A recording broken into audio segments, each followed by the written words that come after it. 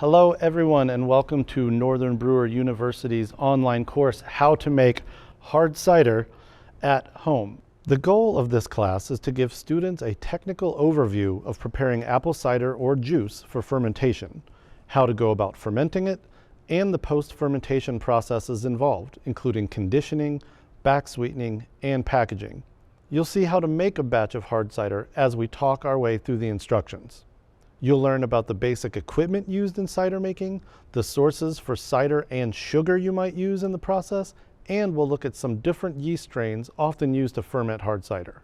One important note, this is a 101 level course geared towards helping you make your first batch or maybe first batches of hard cider. Just as with homebrewing, things can get complex really quickly in cider making. We'll be discussing some of those more advanced topics in a follow-up course. This course is meant to introduce the initial information you need to know and give you the confidence and skills required to craft fine hard cider at home. So if you're ready to make some hard cider, join us for Northern Brewer University's online course, How to Make Hard Cider at Home. See the class link in the video description.